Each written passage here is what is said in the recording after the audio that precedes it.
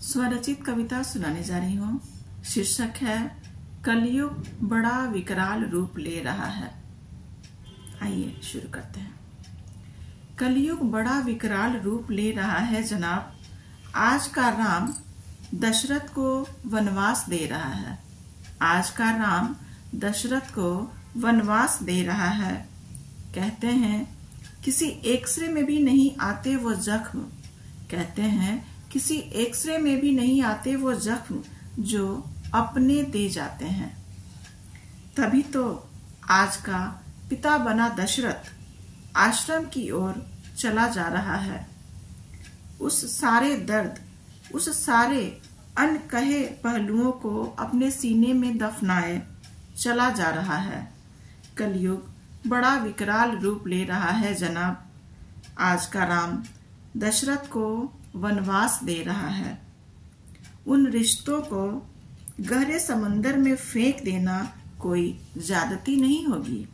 उन रिश्तों को गहरे समंदर में फेंक देना कोई ज्यादती नहीं होगी। वक्त पड़ने पर जिन रिश्तों से स्वार्थ की बू आती हो। कुछ बातें कड़वी हैं, कुछ बातें कड़वी हैं, कुछ अंदाज भी अनकहे हैं। आज के समय, इस कलयुग के समय में पिता का घर तो पुत्र का होता है।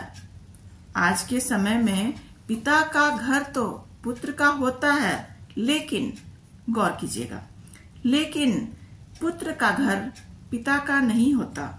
शायद तभी तो आज का राम दशरथ को वनवास दिए जा रहा है। कलयुग बड़ा विकराल रूप ले रहा है जनाब। बेटा एक बाप के लिए उसका अपना है। बेटा एक बाप के लिए उसका अपना है, लेकिन एक बाप अपने बेटे के लिए एक एहसास है, अपनेपन का एहसास, एक चुनौतीपूर्ण एहसास। तभी तो आज का राम दशरथ को वनवास दे रहा है। कलयुग बड़ा विकराल रूप ले रहा है जनाब। इतिहास में कहाँ दर्ज होते हैं वो युद्ध, इतिहास में कहाँ दर्ज होते हैं वो युद्ध जो मन के भीतर चलते हैं। दिखती तो सिर्फ परछाइयां ही हैं, जो माँ बाप के रूप में हमेशा चलती हैं। चुनिंदा शुभकामनाओं से सराबोर, चुनिंदा शुभकामनाओं से सराबोर पिता के वो लफ्ज अब टूटी फूटी आवाज में ही जन्मदिन की बधाइयां दे जाती हैं, या यूं कहिए कि जन्मदिन की बधाइयां दे पाती हैं। बेटे तुम हो हमारे परिवार का गहना। मेरे बेटे सदा खुश रहना। हमारी खुशी और अभिमान हो तुम।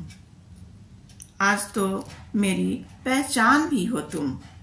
लेकिन पिता बना पुरुष, लेकिन पिता बना पुरुष आज बेबस है, लाचार है, क्योंकि आज कलयुग बड़ा विकराल रूप ले रहा है। आज का राम दशरथ को वनवास दे रहा है। धन्यवाद।